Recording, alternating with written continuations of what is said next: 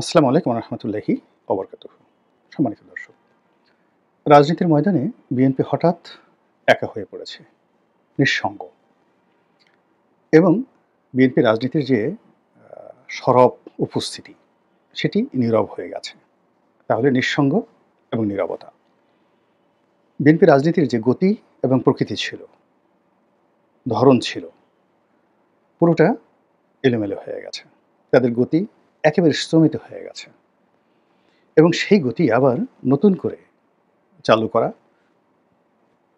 এটি সম্ভব হতেও পারে, নাও হতে পারে।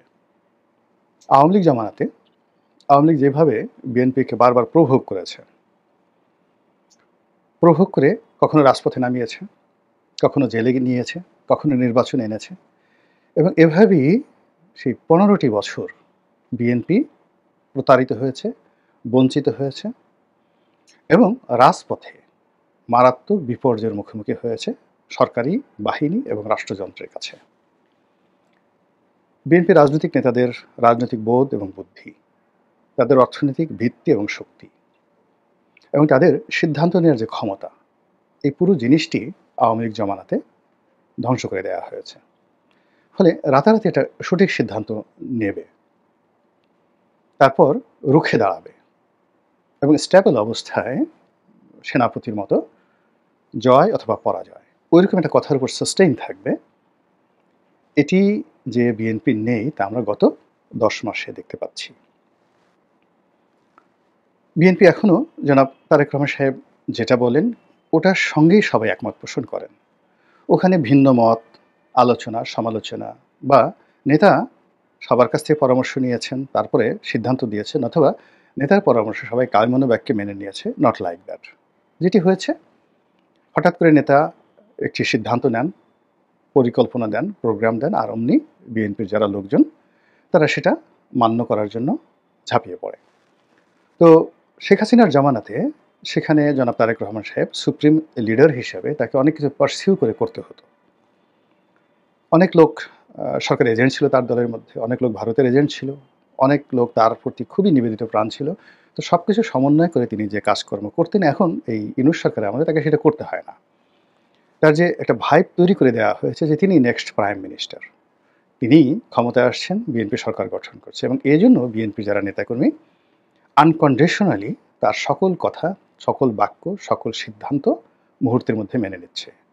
এটা যতটা না বিপদ, তার চেয়ে বড় বিপদ হলো জনাব তারেক রহমান সাহেবের ঘনিষ্ঠ বলে দেশে কিছু লোক পরিচিতি লাভ করেছে, আর লন্ডনে কিছু লোক পরিচিতি লাভ করেছে। তাদের সঙ্গে আসলে তারেক রহমান সাহেবের কতটা সখ্যতা রয়েছে, কতটা লেনাদেনা রয়েছে, কতটা নির্ভরতা রয়েছে আমরা জানি না। কিন্তু সেই মানুষগুলো গত ১০ মাসে, মানে যারা তারেক রহমান সাহেবের ঘনিষ্ঠজন বলে পরিচিত, তারা তাদের মতো করে দলকে পরিচালনা করার চেষ্টা করছে এবং অনেক সিদ্ধান্ত বাস্তবায়িত হয়ে যাচ্ছে, অনেক ঘটনা ঘটে যাচ্ছে, যেটির সঙ্গে দলের হাইকমান্ড, এমনকি জনাব তারেক রহমান সাহেব অথবা বেগম জিয়া, তাদের সাথে যে একটা সংযোগ আছে এটা মনে হচ্ছে না, কিন্তু ঘটনা ঘটে যাচ্ছে একটার পর একটা। তো এর ফলে কি হলো, এই দলটির মধ্যে যে একটা বন্ধন ছিল, মানে শেখ হাসিনার জুলুম, অত্যাচার, তাপ, চাপে মানে পিষ্ট হয়ে আওয়ামী লীগের নেতাকর্মীরা একেবারে কাঁঠালের কোয়া যেভাবে একটার সঙ্গে একটা লেগে থাকে, ওইভাবে নেতাকর্মীদের মধ্যে একটা বন্ড তৈরি হয়েছিল ১৫ বছরে। অভাব ছিল, অভিযোগ ছিল, জেল ছিল, জুলুম ছিল, হুলিয়া ছিল, কিন্তু সেই বন্ডটা নষ্ট হয়নি। কিন্তু এখন কি হলো, এখন সব কিছু মহাশূন্যে হারিয়ে গেছে। কাঁঠালও নেই, কাঁঠালের কোষ নেই, বিসিগুলো সব এলোমেলো ঘুরে বেড়াচ্ছে, একজন আরেকজনের সাথে কোনো বিসির সম্পর্ক নেই। যাই হোক, তো এখন এই যে বিএনপির কতগুলো সিদ্ধান্ত, অনেকগুলো সিদ্ধান্ত, যেই সিদ্ধান্ত নেতাকর্মীদের মধ্যে বিভ্রান্তি তৈরি করেছে, অনেকগুলো কর্মকাণ্ড যেটা আপাত দৃষ্টিতে নেতা মনে করছেন যে এটা দলকে সে প্রমোট করছে, কিন্তু আলটিমেটলি তিনি যাদেরকে দায়িত্ব দিচ্ছেন তারা যে জেলায় যাচ্ছে, বিভাগে যাচ্ছে, ওখানে গিয়ে পুরনো বিভক্তি আরও নতুন করে দানা বাঁধছে। তিনি যাদের সঙ্গে বন্ধুত্ব করতে চাচ্ছেন, তার আপনজন, তার কাছের লোক, তার রাজনৈতিক যে সহযোগী হবেন যারা, জোট সঙ্গী হবেন যারা, যেমন ধরেন ভিপি নুরু, আন্দালিব রহমান পার্থ, এরপর আরও অনেকগুলো ছোট ছোট রাজনৈতিক দলগুলো আছেন, তাদের সঙ্গে বিএনপির আপামর জনসাধারণের বা নেতাকর্মীদের যে ধরনের সম্পর্ক, শ্রদ্ধা প্রদর্শন, কোঅপারেশন দরকার সেটা হয়নি। বরং উল্টো তারা অপমানিত হয়েছে, লাঞ্ছিত হয়েছে। ফলে কি হলো, এই তারেক রহমান সাহেবের যে বন্ধুত্বের যে বন্ধন, সেই বন্ধনটা ছিন্ন হয়ে গেছে গত কয়েক মাসে। এবং সবচেয়ে বড় বিপদ এবং বিপত্তি হয়েছে এই লন্ডনের যে বৈঠক, জনাব তারেক রহমান সাহেব ভার্সেস ডক্টর মোহাম্মদ ইউনূস সাহেব। এবং এই বৈঠকের ফলে রাজনীতির যে চিরাচরিত যে বন্ধন, হিসাব নিকাশ সব এলোমেলো হয়ে গেছে। বিএনপি প্রথমে এক সপ্তাহ খুব খুশি, এবং যেহেতু তারেক রহমান সাহেব বৈঠক হয়েছেন, তিনি হেসেছেন, বিএনপির সব লোক হেসেছে। তিনি যাকে বলা হয় ডক্টর মোহাম্মদ ইউনূসকে প্রশংসা করেছেন, তার প্রতি শ্রদ্ধা দেখিয়েছেন। বিএনপির সব লোক অন্ধভাবে আনকন্ডিশনালি ডক্টর মোহাম্মদ ইউনূসকে শ্রদ্ধা জানানোর চেষ্টা করেছে, সমর্থন জানানোর চেষ্টা করেছে।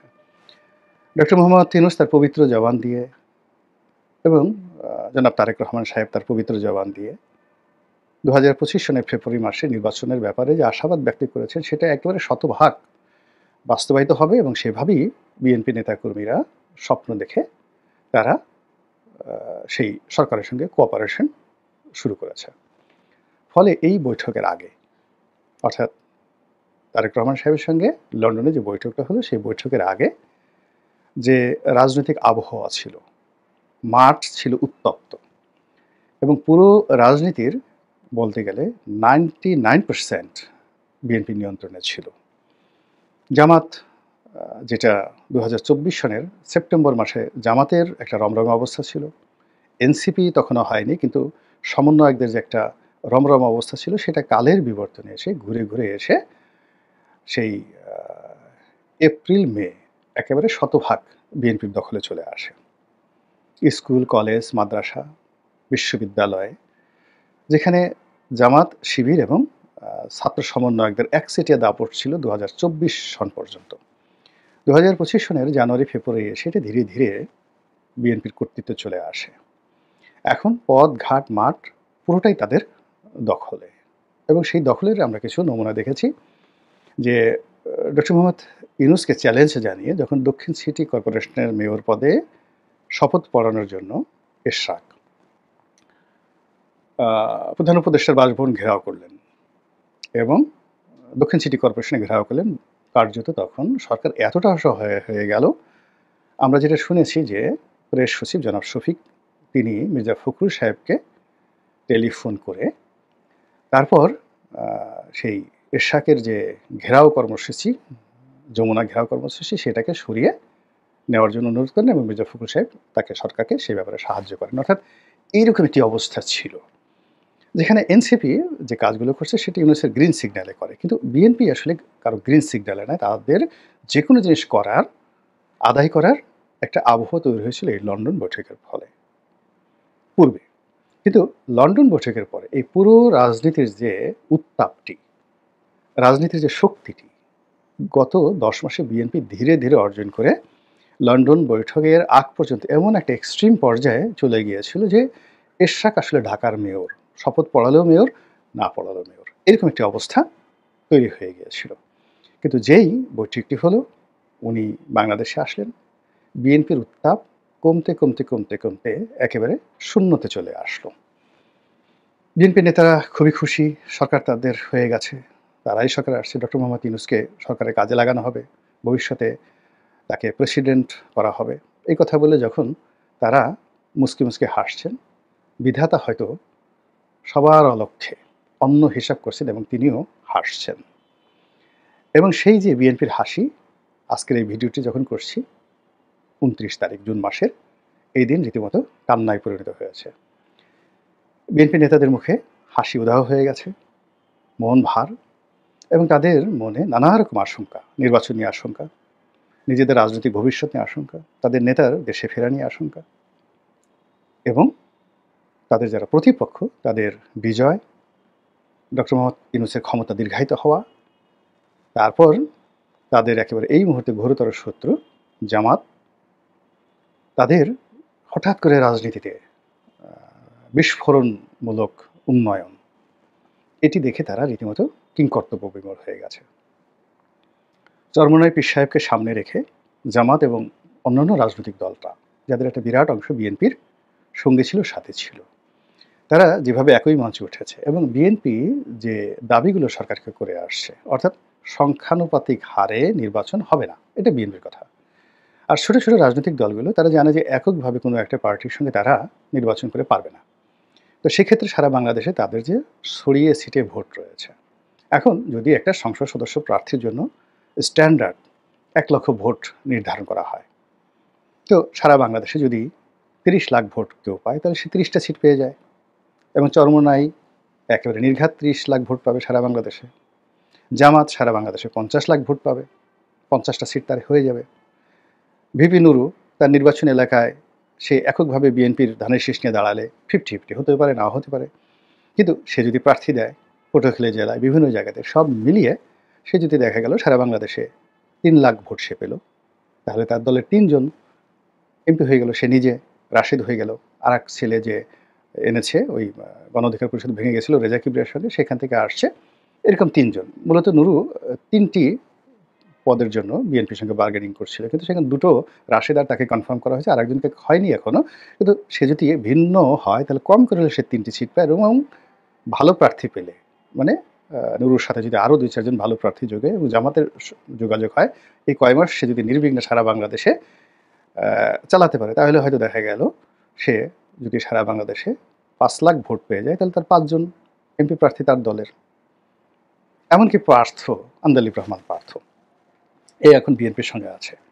কিন্তু বিএনপির মনোনয়ন ছাড়া তো পার্থ সর্বোচ্চ যদি নিউট্রাল ইলেকশন হয়, সে হয়তো ভোলার একটা আসন থেকে পাশ করে আসতে পারে 50-50। কিন্তু যদি সংখ্যানুপাতিক ইলেকশন হয়, পার্থর যে ব্যক্তিগত ইমেজ, সেই ব্যক্তিগত ইমেজে সে 30 লাখ ভোট পাবে সারা বাংলাদেশে। অর্থাৎ তার যে প্রার্থী ইয়াং, ঢাকা শহরে সে যাদেরকে টার্গেট করবে, তার যে এলিট গ্রুপগুলো আছে এবং সে টাকা খরচ করতে পারবে, সারা বাংলাদেশে নির্ঘাত সে 30 লাখ ভোট পাবে। এবং ভোলাতেও সে না হলেও 5 লাখ ভোট শুধু ভোলা জেলা থেকেই তার এবং তার বাবার যে কর্মকাণ্ড, সেখান থেকে 5 লাখ ভোট আনতে পারবে।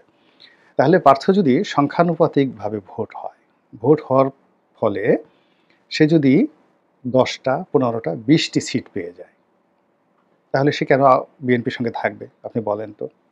এমনকি যে বাম দলগুলো সারা বাংলাদেশে, যারা কোনোদিন সিট পায়নি কিন্তু তাদের ভোট আছে সারা বাংলাদেশে এবং ডেডিকেটেড প্রার্থী, এবং তাদের সেই ভোট 10,000, 20,000 করে তারা পাবে, এবং সেই সংখ্যানুপাতিক হিসাবে দেখা গেল সিপিবির মতো দল, বাসদের মতো দল সারা বাংলাদেশে 5 লাখ ভোট তারা পাবে পাবে পাবে, দুটো দলই পাবে, এবং সেক্ষেত্রে দেখা গেল তারা এমপি হয়ে যাবে। কেন তারা বিএনপির সঙ্গে থাকবে? জোনায়েদ শাকির এই অবস্থা, জোনায়েদ শাকি এককভাবে যদি দাঁড়ায়, কিন্তু জোনায়েদ শাকি তার যে কথা বলার ধরন, প্রকৃতি, সে যদি সারা বাংলাদেশে মুভ করে, সেও হয়তো 2 লাখ 3 লাখ ভোট পাবে, তার দলে নিজে হবে, তার স্ত্রীকে এমপি বানাতে পারবে।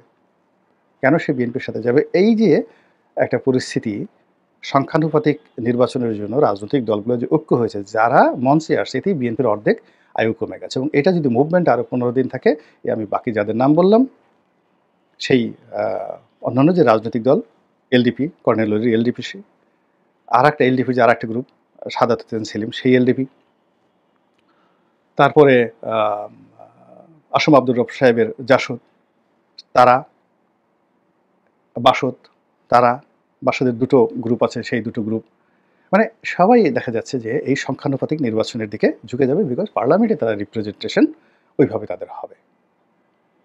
আর এই যে সংখ্যানুপাতিক নির্বাচনের যে ধারণাটি প্রথমে দেওয়া হয়েছিল সরকারের পক্ষ থেকে, এটা কিন্তু মাঠে মারা গিয়েছিল, এটি নিয়ে কেউ কথা বলেনি, এমনকি জামাতও কথা বলেনি। জামাত তখন এই প্রচলিত রাজনীতিতে এগোনোর জন্য চেষ্টা করছে, ঠিক সেই সময়টাতে লন্ডন বৈঠকের পর এটা আবার নতুন করে সামনে আসলো। এখন বিএনপিটা কীভাবে মোকাবেলা করবে? এবং আপনারা জানেন যে একবার যদি কেউ ভয় পেয়ে যায় এবং রাজনীতির ময়দানে একবার যদি কেউ ব্যাক ফুটেজে চলে যায়, একবার যদি কোনো উত্তাপ নষ্ট হয়ে যায়, সেই উত্তাপ সাধারণত তৈরি করা যায় না, আর যদি তৈরি করতে হয় বহুদিন অপেক্ষা করতে হয়। আমি অধম মানুষ, বিএনপির একেবারে সাধারণ একজন, যাকে বলা হয় ওয়েল উইশার, কর্মীও না, ওয়েল উইশার। যেহেতু এই দলটির হয়ে নির্বাচন করেছিলাম, আগস্ট মাসের 6-7 তারিখ থেকে আমি কিছু কথাবার্তা বলছি, বিএনপির অনেক লোক পছন্দ করেনি।